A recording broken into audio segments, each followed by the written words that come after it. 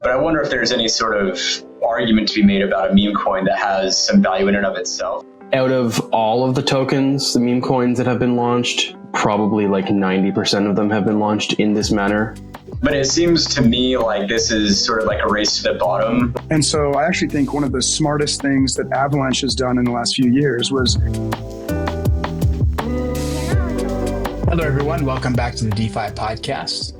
My name is Bill, and today we have Rhett. Hey, Rhett, what's up, man? How are you doing? Good. How are you? Good. Great, man. Good to see you. Jared, as usual. Hey, Jared, what's up, man? Hello. A little burnt today, but I'm all right. All right. And today we have a special guest, Kory. Kory is Rhett's brother and involved in a lot of things in crypto. Kory, how are you doing, bud? I'm doing well. Thanks for having me. Good. Yeah, thank you for joining us as the more handsome Shipp brother. Excellent. Not much better hairdo. You look younger, more.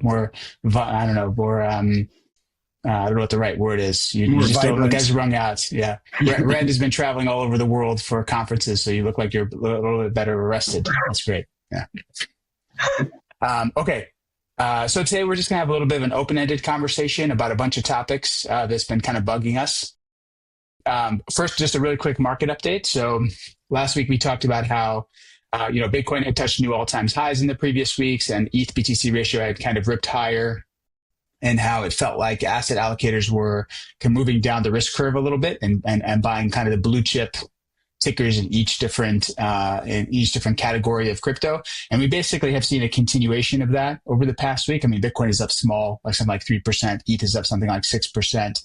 But the blue chip category leaders that we kind of talked about last week have really outperformed. So like if you look at meme coins, there's a SPX 6900 and Fartcoin are up like 40% from the last week. I still shake my head every time I talk about Fartcoin. It's such an unserious business.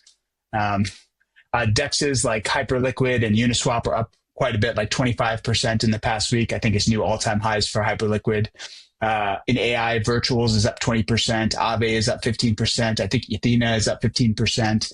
And if you look at like the top 100 coins, like the biggest losers over the last week have lost something really small. So basically everything is gravitating a bit higher, and the blue chip category leaders kind of continue to do really well. And then if you look at kind of the M&A activity that's happening this week, there was another one, like last week was Circle's IPO, and this week Stripe announced that they purchased Privy, and Privy is basically like a crypto wallet infrastructure provider. So it just kind of shows that Stripe is continuing to gear up their involvement in crypto. I think it was like 2 or 3 weeks ago that they announced that they were buying, a stablecoin provider. I forget the name of the company, Bridge. They bought Bridge. So Stripe is obviously huge. And, they're getting more involved in crypto. So just more indicators of like big players who will continue to allocate to crypto. So this kind of gravitation of all coins going up. Maybe I'll just pause there. So, do you have any thoughts on? Sorry, go ahead, Jared. Yeah, I'm just because I'm particularly interested in the Avalanche sector.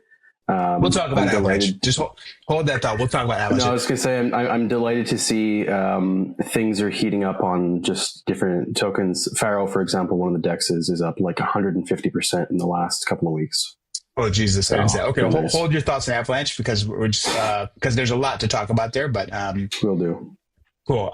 Okay. And just briefly, I just want to mention one thing, which is rates, at least in terms of like what the Fed is going to do, has kind of been trading in a range. Like if you look at what the market's pricing for cuts through the end of the year, it's like something like 50, 55 basis points of cuts have been, that's where we're currently priced. And it really hasn't moved that much in the past couple of weeks. But the interesting thing to note is that Trump announced that they're going to tell the market pretty soon who the replacement for Powell is going to be, for Jerome Powell, the chair of the Fed. And that's going to be that has the potential to be pretty big market moving news. Usually they announce this a little bit later in the year. I think it's usually like in October or November.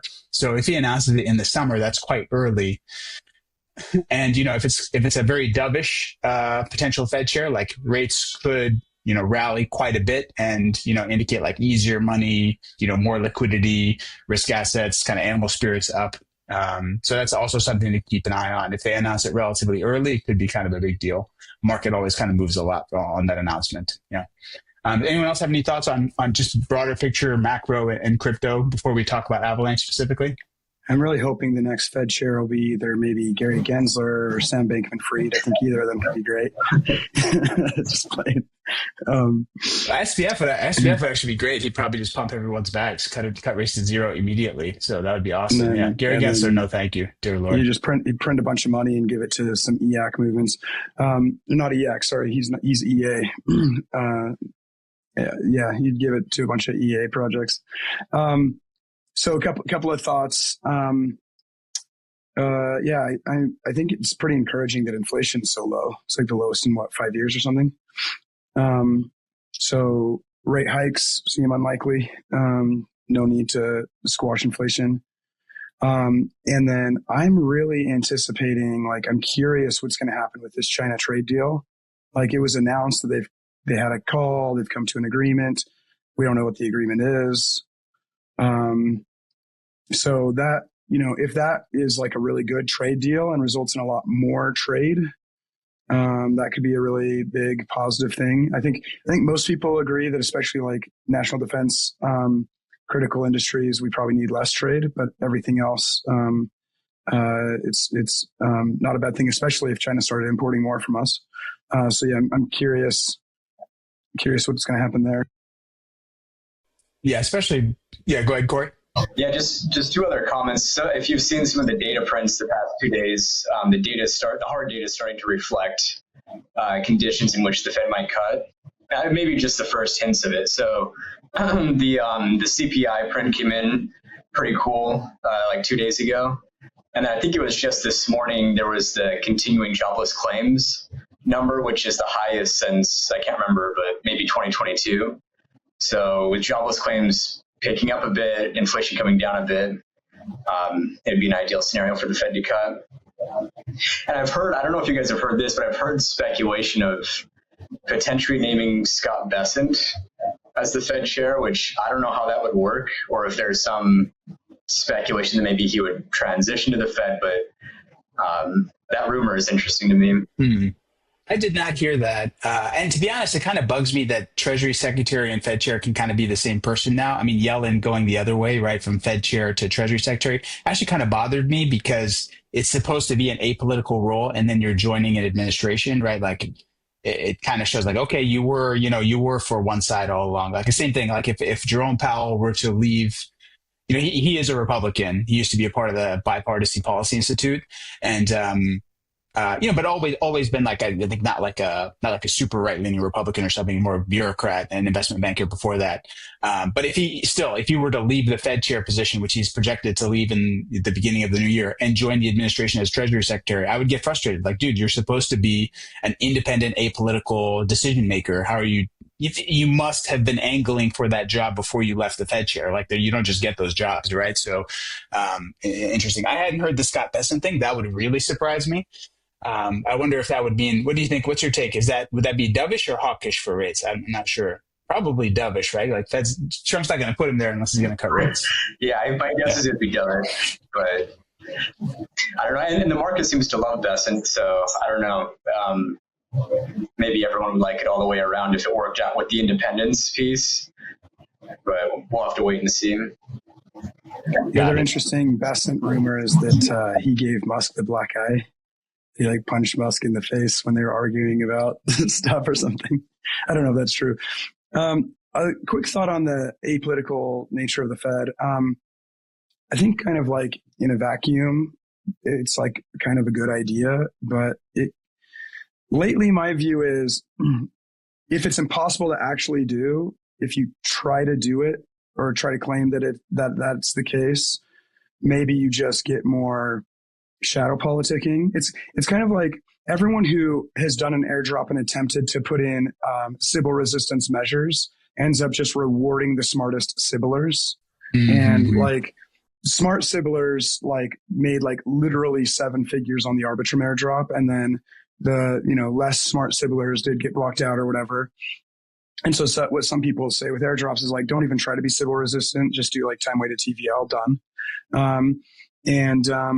I kind of wonder about that here, where there is no possible way to make it an apolitical role. It's just not possible, especially when they are appointed via, government.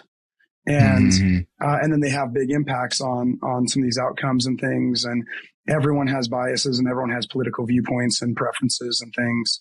And so it's a literal impossibility. And so should we even try, or should we just like lean into it for what it is and then try to make it operate in a healthy way, like within the constraints of what's even possible? And making it apolitical, I don't even think is possible. I mean, I do like that Bernanke, who was a Republican, left the Fed chair position and essentially retired, right? Like his job after that was basically advising hedge funds. I mean, like, hey, this is what I would do if I was a central banker. Whereas Yellen was like, now like in charge of national economic policy. Like it just, at least the perceived conflict of interest for her months as Fed chair were different, The other thing is, okay, we shouldn't talk about Fed policy too much, but the person that I heard them talking about the most was Kevin Warsh, if you guys are familiar with him. And he's a really smart guy. He used to be Bernanke's right-hand man, and he was like, he basically left because he criticized the Fed for being too easy with money. Like basically he criticized quantitative easing. And so I just have a hard time seeing Trump choosing him, because he was basically like advocating for some form of hiking, some form of hawkishness. So anyway. Cool. Okay, let's move on. Let's talk about Avalanche meme coin season. So, although we're trying to be chain agnostic on this podcast and talk about a lot of things, most of us are heavily involved to some degree in Avalanche, and Avalanche is really enjoying a big meme coin season right now. It's for a variety of factors. So first of all, there's this coin Ket, which has kind of led the charge and kind of went from basically an almost nothing coin, a very small market cap, to like, I think over like 500 million is where it's at right now. And I think it's like the largest current cat coin on any chain, and has just a great lore and art. And I met the guy who created it. His name is Knobs, really nice guy at the Avalanche Summit. And it kind of kicked off the whole meme coin season on Avalanche. And for anyone who's listening, if you haven't tried the Arena app on Avalanche, you should check it out, because over there, basically, they have a launch pad. They literally have something in the Arena called the Trenches, where you can go and check out new coins that are coming up. And when they reach a certain level, like they can get launched on the DEX. And I don't know, there's just a lot of if you just go to DEX Screener and click on Avalanche on the left, you'll see there's just a ton of volume on a whole bunch of new and old coins in Avalanche. So have you guys been involved in this? Are you looking at it? Probably. I'm Jared. I'm looking mostly at you because you're probably most connected to this stuff. Are you guys involved at all? Heavily involved in Avalanche, but I don't touch meme coins intentionally. Not at all? Zero? So here's the thing. I may acquire some meme coins just through, like voting on Pharaoh, because I happen to have some VE Pharaoh tokens. Yeah. But my intention is not to hold them long term. Of course. Yeah, of course. I mean, all this stuff is probably going to go to zero, but yeah. Go ahead, Rhett. Yeah. Well, some of those pools are probably good for you to vote on because they generate a lot of volume and fees. And that's with FAR, it's like, if you vote on a pool, you get its fees. And so, yeah, I guess that makes sense. I actually just barely signed up for the Arena, like within a week ago, probably. I hadn't actually heard too much about it until recently, and it functions a lot like Twitter. I was on an Arena, I think they call them stages instead of spaces, yesterday with some Avant people and Excel Baller. It worked really well. Like the tech worked well, audio was crisp and everything, and people didn't drop. It was really well attended. Appreciated people's attendance. There's like 300 or 400 people there. We're just, chatting about stuff. It's kind of interesting. I don't know if they keep, kind of expanding in this way, but from what I've seen in SocialFi, and I haven't done that much, I've literally never speculated on a meme coin. I've only bought like... That's not true. You told me you bought one before. There's one I bought, but not like, well, actually, no, there are a handful I've bought, but not like, when I say never speculated, I guess it depends on what you mean. There's a couple I bought just to like pair up to some AVUSD to see like, hey, if people want to come and liquidity provide. And then a while back. Wait, you paired up meme coins with AVUSD just to like kind of drive. I see. Cool. Just cool. like $100, and it was like, hey, maybe some of the people who own some of these meme coins will, if they want to go LP, will go choose to LP it against AVUSD. No one has. I didn't really expect they would, but I was like, I'll just throw a few in there and see if there's interest. And then the other one, and I guess it depends on what you mean by speculation, but I thought, for whatever reason, I really loved Iggy Azalea's interview with Laura Shin when she was talking about like why she did Mother. And so I'm like, I'll show her some support. So I bought like $1,000 a Mother. I have no idea even if it went up or down. I literally haven't even watched the price. I have no idea if I made money or lost money or anything. So that's what I mean by I haven't speculated. It's like I bought it. Dude, you're the perfect community member. Yeah, that's great. Community member. Buy and forget. Yeah. Yeah, exactly. Who knows who knows what it's at there. But Arena, it's interesting. So it's it's social. You post on there, et cetera. There's some pretty cool built-in like tipping functionality. So while we're on that Spaces, like someone tipped the entire, like everyone that was in it, tipped them some farm, which is like, it's a meme coin, but it's like kind of associated with FAR, speaking to Jared's comments about Pharaoh. So the tipping's kind of cool. And then they have kind of this meme coin launchpad thing. So it's almost like it's got its own baked in pump.fun. And then you can buy people's tickets. And it's like buying shares in that person's profile. And it has very similar functionality there to Friendtech, Friendtech that kind of died. I never had a Friendtech, but and I, when I signed up for it, I didn't buy any of my own tickets or anything. But that's something you can do to speculate on yourself. If you're like, oh, I think I'm going to build up a big following, I'll buy 10 or 20 of my own tickets, and then when it goes up, it's kind of this bonding curve, I believe, that makes it so that like, each progressive ticket bought, it costs a little bit more. So it seems like they're kind of like bundling a few different things I've seen elsewhere into one app, which is, I think, a good idea. I'll be curious if they do some other things too, like let you, tokenize a tweet or a post, like Zora does. Zora, you can like post a picture and tokenize it, and but it's not an NFT. It's actually a fungible token associated with that, Instagram post basically, or Twitter post or whatever. Maybe they'll do some of that. So it's actually a pretty cool app. I've only used it for like 2 days. Mm-hmm. I just checked while you were talking. I think it's safe to say that your $1,000 is worth less than $1,000 now. I'm sorry to inform you. Don't rub it in, man. Come on. It was worth it to be a part of the community, Yeah. Go ahead. Go ahead, Jared. I was going to say, I'm in general, I'd say I'm pretty critical of a lot of the sort of meme coin space of tokens. I think a lot of people see this as like it's obvious that it is actually. It's basically just a really easy way to make a decent amount of money very quickly. You launch a token, you get somebody to promote it, a bunch of people buy into it, the price skyrockets, you and your friends sell out like a decent portion of the supply, and then you just kind of walk away, start a new coin, never look back. I feel like out of all of the tokens, the meme coins that have been launched, probably like 90% of them have been launched in this manner.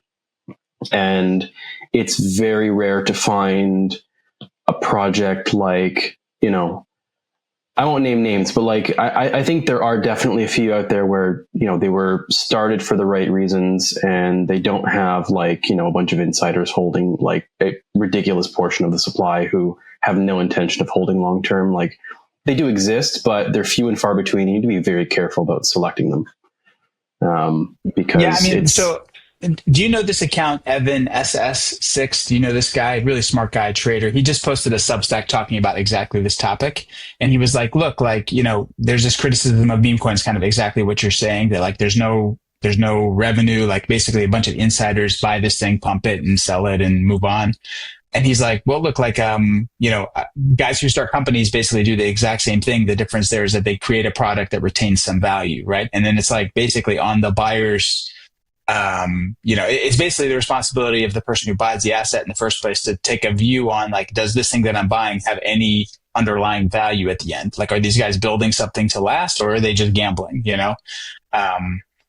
So like, I get asked about meme coins all the time from people who are kind of like paying attention to crypto, but not really playing it all the time. Like I'm basically like, dude, don't touch it. Like 80% of the people that buy meme coins lose money. So if you want to do it for fun and just to gamble, okay, do it, but you got to understand like all this stuff, like more than 80%, like more than, 95% of these meme coins are going to go to zero. So it's just a gambling game. That's all it is, unless it actually has a company behind it building something that's going to be there for a long time, which is not most meme coins, So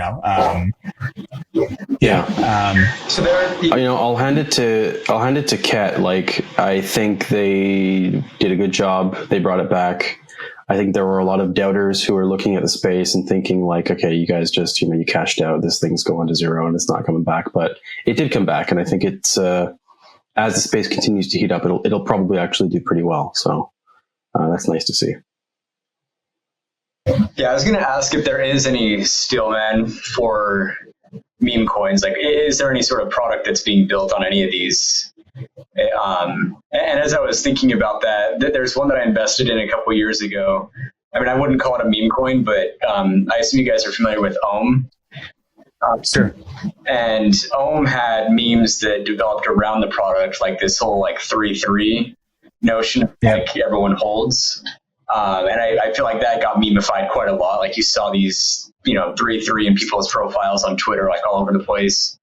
But that wasn't the focus of the project. The project was more of like, had like these treasury bonding mechanisms, and it was more of like a store of value type of play. But then you had, this meme idea get tacked onto it, which is fine.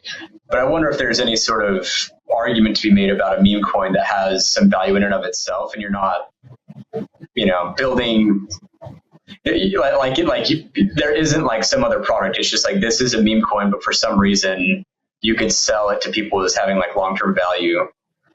Bitcoin. I have the perfect example. Bitcoin. So I think it's funny, Bitcoin maximalists, they don't call it this, but they basically will concede that Bitcoin's a meme coin because they'll say, hey, it's actually the best store of value because there's nothing else useful about it. It's a better store of value than gold, partly because gold has like industrial use cases and Bitcoin's only use case is money because, you obviously can't like put it in electronics or put it into a ring, but it also doesn't have a lot of the functionality that like smart contract chains have. So I kind of think that Bitcoin's mostly almost entirely a meme coin, and it's the most successful one by far. And then others, and this is definitely not what you're arguing for, Kory, but I think a lot of the others, there's like a meme coin component, which Ohm had a meme coin component that had a kind of a treasury business underneath. So when the meme collapsed, they still had like a $200-300 million treasury. ETH, AVAX, some of these others have, there's a meme component as well. But I think maybe your main point is that having a meme component is good, but if that's all it is, it's maybe not good. Right. Yeah. Exactly. I think Bitcoin is actually a great example of this because I think there's a generally held consensus that, the value of Bitcoin is just the value of Bitcoin because it has value. It is valuable. If the consensus of that were to change tomorrow, there would be nothing else to support the idea that Bitcoin is valuable, right? So people would sell it because they don't perceive it as valuable anymore. It would go to zero. It wouldn't be worth anything. You can't exactly make the same argument against something like Ethereum because if people lost the idea that Ethereum was inherently valuable, it still has a lot of utility that would make it valuable in some way. Right. So maybe if the meme aspect of the Ethereum token were to lose that sort of like this thing is valuable consensus, it would drop significantly, but it wouldn't go to zero the same way a lot of other things would because people who are using smart contracts, who are using, DeFi apps on chain or whatever it may be, they still need it for gas at the very least.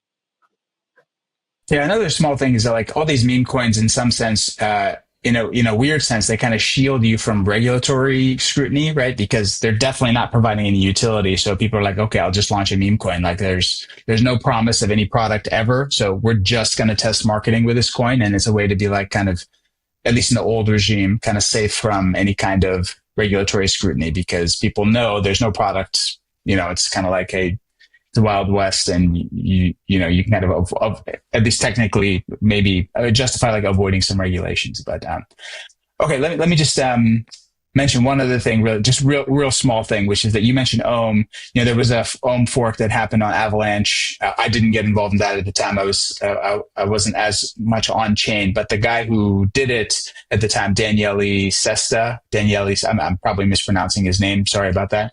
But he's been very active on Sonic, I believe.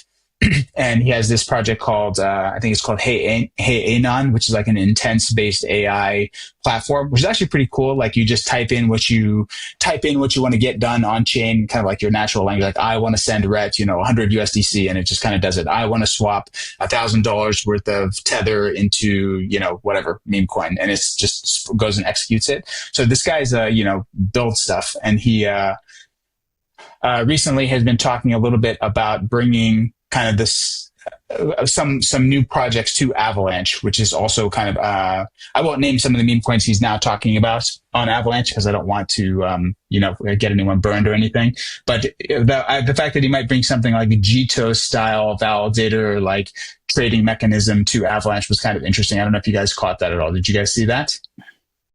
I saw him starting to post. He's a really kind of big personality. He was Time Wonderland, and then this Hey Anon, and then he also is the founder of Abracadabra, and a few others. He was kind of a main character in the last cycle. Semi disappeared, but I mean, not that disappeared, but yeah, I saw him posting. Actually, saw him posting on Arena on that app. So I hadn't heard about the upcoming projects. That sounds like an interesting one, though. Something Gito like sounds interesting. Yeah, basically trying to reduce the amount that people get front run on trades on Avalanche, which would be kind of a big deal. You okay, Rhett? Right? Yeah. Okay. One other thing I want to mention about Avalanche is that they in last December they did something with fees on chain to make like the fees on Avalanche really low. So if you go to trade on chain right now, it's like super slick and very cheap. And the thing is, the fees on Avalanche, the C chain, have just skyrocketed despite the fact that fees are extremely low. So right now the chain is really cooking, and there's some L1s that have launched like Cocknet. And there's some new ones that are connected to the Avalanche infrastructure that's going to launch. Like, for example, there's this project that I invested in called CX Chain that's going to launch soon, and they're going to launch as their own L1. So anyway, I'm bringing this up because Jared and Rhett and I were talking about kind of L1s and how they're connecting to Avalanche. And we had this broader conversation about what's the right model to have for this. And I thought maybe we could talk about it in the pod a little bit. So actually, Rhett, I really like the way you framed this conversation, kind of talking about like Polkadot on one end and maybe some of the more cheaper ones like Avalanche on the other end. If you could re-summarize what you're talking about, that would be great. Yeah, this is actually like something that's been kind of floating around in my brain for probably a year now. Is this? So some of what I'm going to say applies to any L1, but it especially applies to any of the chains of chains. So that'd be like Avalanche, Cosmos, Polkadot, and Ethereum are the ones that are like attempting to have like a kind of an interconnected chain ecosystem. And one of the critiques that Ethereum's gotten a lot from certain people is that it doesn't charge enough rent to the L2s. It should jack up the fees that charge the L2s because they need more revenues at the L1 in order to make the L1 valuable. So right now, what would you say is the fees Ethereum is charging? Basically, whatever they have to post to get from the L2 to the L1? Yeah, so you can look at like the fee market for blobs. So there's like a small number of blobs per block, and those get competed over with the L2s. It's not it's not super high, but it's not like insanely low. I saw the founder of Base was saying that they've paid since Base launched. I think he said they've paid 8 figures to Ethereum. Just they have. So it's not nothing. But relative to doing those transactions on Ethereum, they've saved a ton of money. And so some would say, hey, more of that saving should have gone to Ethereum, yada, yada. I think, so a few thoughts on this. One is before I get to the chain of chains, just L1s in general, I think valuing them on revenues is like the wrong framing. You need to have a certain amount of revenues in order to have long-term economic sustainability, like 100-year, 200-year, 300-year economic sustainability. But beyond that, it's a hygiene factor only. It is not the primary value driver. If it were, Bitcoin should not be number one. It shouldn't even be close. Bitcoin's revenues are low relative to lots of other crypto projects. Right. And they are definitely not going to be scaling because their block size can't scale or won't scale. Their block space is not super valuable because it's not super expressive, yet it's massively valuable. And so it's like, it's clearly investors like Michael Saylor clearly aren't saying, ooh, Bitcoin's really valuable because look how many cash flows are going to, transaction fees on the chain, yada, yada. So I think it's like obviously a wrong framing to say that revenues are the way to drive value. And I think for the chains of chains, maximizing the revenue you get from, or the rent you charge to those. So like in AVAX case, to AVAX would charge to like Cocknet or CX Chain or whatever, maximizing that, or Ethereum maximizing the revenue they take from OP or Arbitrum or whatever, I think is really a bad idea. For one, it's just going to drive people away from your chain. Like if the rent is ultra high, you just won't get people building those chains. And what's, in my opinion, much more valuable to a chain is if a related chain drives network effect and usage for your native asset.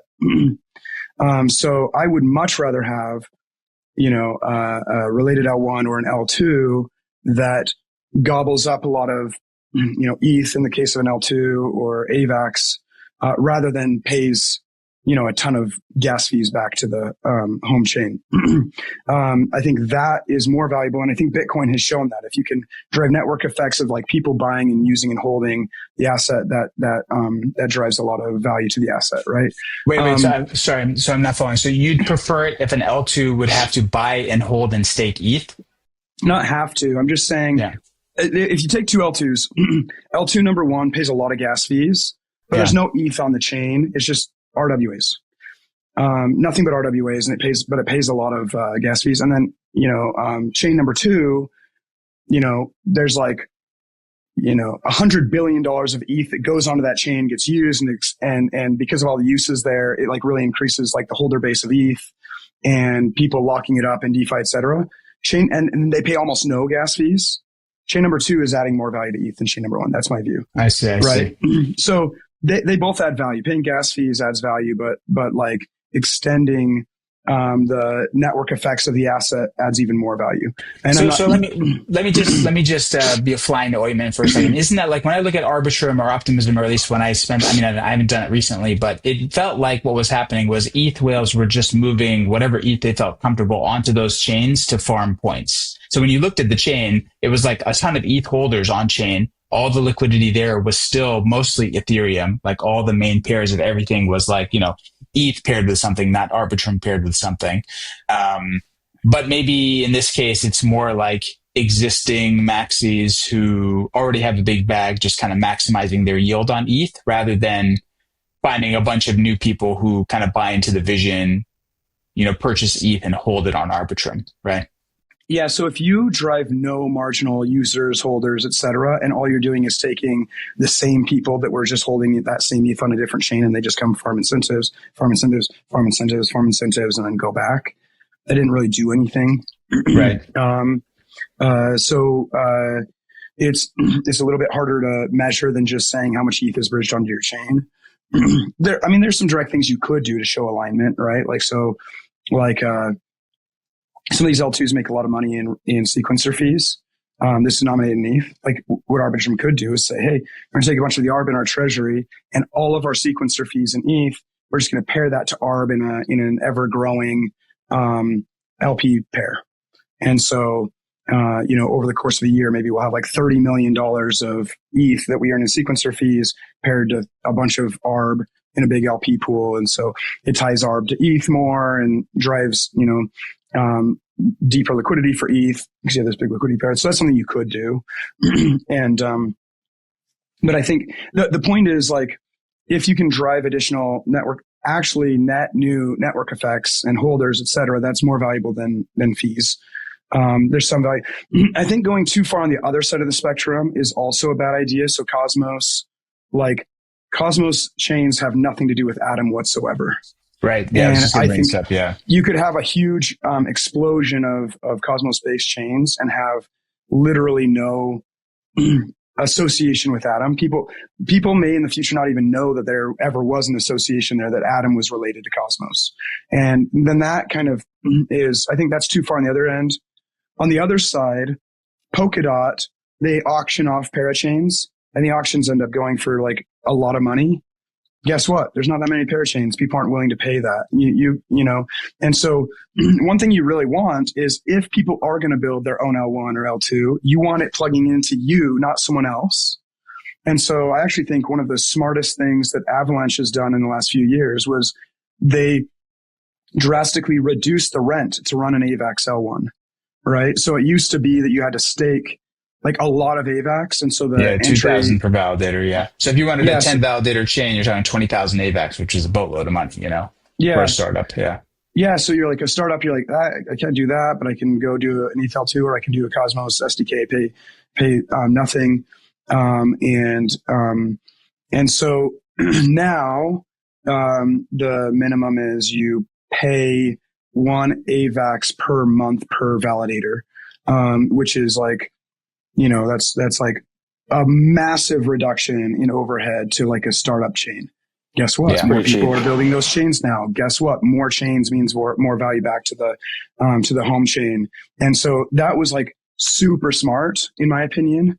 And where there's been this weird narrative in the ETH critics have been having this narrative lately, like the ETH rent is too low, and this guy Max Resnick that used to be with Ethereum, now he's with Solana, he was like, oh, if ETH was a business, what they would do that's smart is they would basically jack up the rent big time, and then they would hold hostage the bridges from all the L2s and make them pay a bunch of money to get their assets back, and then jack up the rent.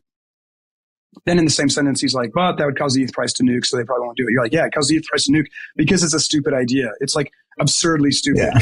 If you jack up rent a ton and then no one builds on your chain, like that did you no good. And so my view is it shouldn't be zero like Atom, but it should be like a quite low barrier to entry, and then they'll drive value to your chain in other ways.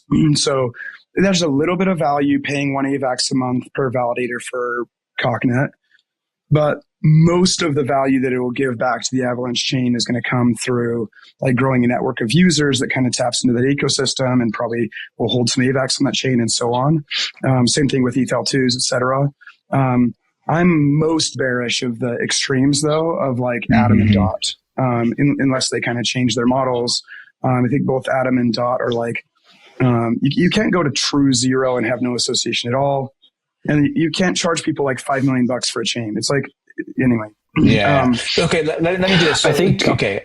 I'm curious, Jared. I want to get your take because you were obviously at GoGoPool and looking at L1s that wanted to launch before ACP-77 and after. But then Jared, after we get your take, Kory, I'm curious to hear, because you're like you're a normal person who has a real job outside of crypto, but you're also paying attention to crypto. So would love to hear like, do you even care about all this stuff when you're deciding what crypto to buy, or like, do you not care? Like, when will you pump our bags is kind of my question. But okay, first, Jared, go ahead. Yeah. What's up, man? So just a fun fact. I was at GoGoPool. We are now called Haifa. We've rebranded to kind of, reestablish our view of the L1 ecosystem versus just being a sort of like a C-chain AVAX specific project. And so now with Haifa, you can come in, launch your chain, get a set of validators, you can do a node license sale, and stake your node licenses all in our nice little package. But yeah, I think I agree a lot with what you're saying, Rhett. I think Avalanche has made a lot of good choices in the way they've decided to set up this ecosystem. I think they've come to realize that, like, you don't need to charge somebody, $1 million in AVAX staking to set up a reasonably secured chain with a decent number of validators.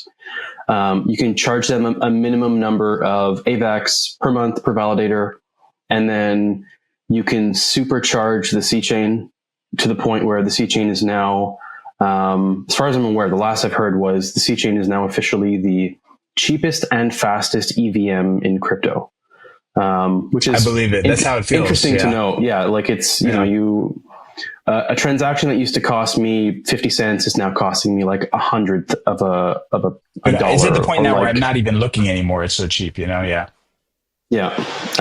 So it's definitely an interesting position, because then it's just like, people can start up chains really easily. By the way, if you're looking to start up a chain, Haifa is the great place to go to do that. Sorry, shameless self-promotion there.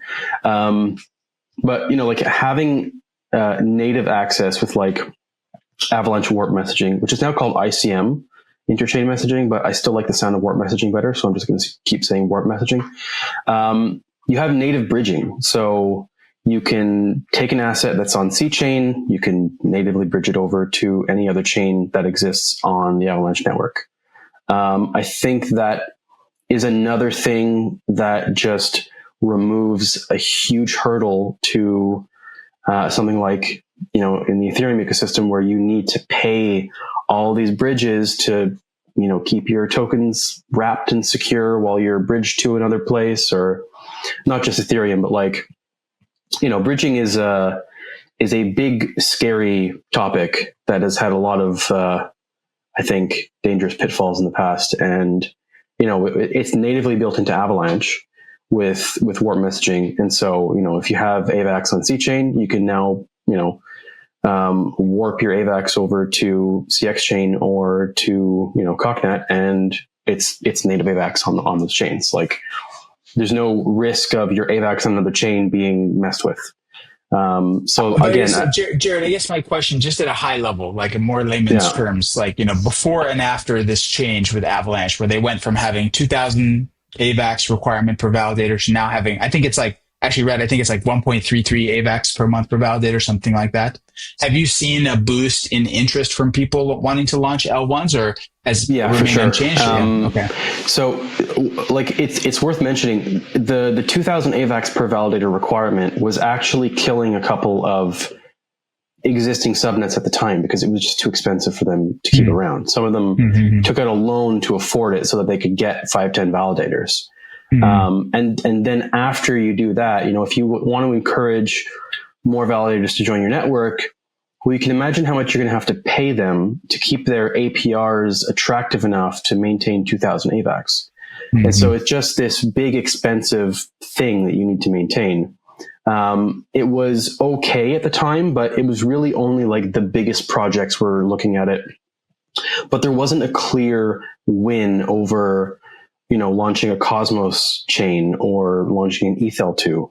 And I think now with all of the upgrades that they've added with ICM, with, the super low cost of validation, the boost in interest in Avalanche L1s has like skyrocketed. And one of the interesting things is that, like, the biggest influx is from non-crypto native projects. It's just from, Web 2 projects who are like, oh, this is interesting tech that I can use and it's relatively cheap. And now there are a bunch of projects that are popping up all over the place to help make it be not just cheap, but actually really easy to launch your chain and do everything else that you need to do. So you can basically just, you can be a project or a business outside of crypto and just think like, this is an interesting way for me to expand into something for whatever reason. I mean, I'm sure we can all come up with, dozens of reasons why somebody might want to use a blockchain or use crypto or have NFTs or whatever. And now it's just, it has become cheap and easy. So yeah, I think that's definitely the biggest upgrade for Avalanche. Cool. Okay. And listen, so we kind of went into the weeds here a little bit with Avalanche meme coins and what happened with ACP-77 and stuff, but I'm curious to get your take, Kory, on like, what is even making it on your radar as a crypto, you're obviously, plugged in and know what's going on, but you're not looking at it 24/7. Do you care about any of this stuff, or like what's been on your radar recently in crypto? Yeah, I mean, so it's interesting, and just to be clear, probably my biggest bag is ETH, so I have an interest in ETH doing well. But in terms of crypto and the future of crypto, the things that are most interesting to me are things that solve some sort of problem. There's some sort of real world application. There's an innovation. So I guess from my perspective, it seems like Ethereum, these chains, they're sort of like the gas or the electricity or some sort of like the rails for these things to get done. And I'm agnostic to where an interesting project would get done as long as it's done, as long as like the user interface is cheap and it's secure, right? So it's really about, cost and security and whether you can get both. But it seems to me like this is sort of like a race to the bottom. Like if a chain tries to charge a lot of fees, like as a user, I'm not interested in the chain itself. I'm interested in something that's going to sit on the chain and it's just going to like make that interaction or like whatever that project can do more annoying. And so it seems like almost necessarily you want to make it as cheap and user friendly and secure as possible. And I'm not an expert here, but it does remind me kind of like how tech companies operate, right? Like Google, Facebook, some of these, like once they became as large as they were, the marginal cost to add a user is essentially zero. And from the user's perspective, using these products is free essentially, and they derive their revenue through other sources, through things that sit on top of the platform. But the platform itself, like no one would think like, oh, we're going to charge people every time they like put a search into Google or like log into Facebook or something. So it resonates with me, this idea that you don't try to charge high fees and find your value through network effects. Yeah, it's a good point. That's actually what's happening. When you look at some of the gaming chains that are popping up around Avalanche, they've set up a chain. They have their own L1. They have a product that's completely separate to their crypto thing, right? And so they have a game that runs and it settles transactions of like events that are happening in the game. It confirms that it happened on the chain. It doesn't charge the users anything to actually use it. And what it's doing is Maple Story, for example, right? This is doing this right now, right? Yeah. It's just passively storing the data on the chain. It's a good place to look it up and see like, oh, this user has this asset. And instead of just storing it in a database or in a server, it's actually stored on the chain. It's representable, but like for them to transfer it around or make use of it doesn't cost them anything. It's essentially gasless. But the game has other ways to monetize their product. And then for the people who are running the infrastructure or people who are investing in the chain and not necessarily playing the game or doing anything with the product side of things, it's a really interesting way for them to say like, okay, we've got this chain, we've got this infrastructure, we're able to monetize that with this other product, and the people who are using this product are completely unaware that there's actually a chain underneath this. So it's a nice separation, and it's basically created like frictionless user experiences. Yeah, great. That's what you want it to be, right? You want the chain to abstract away the blockchain piece, and then the company like Maple Story, whatever the company that makes Maple is, like to just not even have to worry about it, right? Same thing with any of the upcoming L1s, right? Okay. All right. Well, listen, I know you have a hard stop, Jared, so I think we're just going to wrap it up here. I know it's a bit of an abrupt stop. Sorry about that, but a lot of interesting stuff happening. Rhett had something to say. Oh, do you want to say something, Rhett? I'll give the 10-second version. I think with chains of chains, there's also like a lot we could talk about with how they offer value to those to come build in their ecosystem. We should talk about it more another time, but I think the big underappreciated ones are interop, and then how much like DeFi liquidity there is in the home chain. And I think those two things end up offering like a lot of reason to come plug into that network. Yeah, agreed. Customizability is important. Isolating the traffic so that it's not affected by other things happening on chain is important. Being able to abide by local regulations is all important. And not to sound like a Maxi. Sorry about that, but I feel like Avalanche checks all those boxes, and it's certainly not the only architecture that you could try for it, but it's definitely one of them, Okay, listen, thank you for joining us, Kory. Really appreciate your thoughts. And we'll be back next week with some more guests. So thank you everyone for tuning in. See you next week. Bye.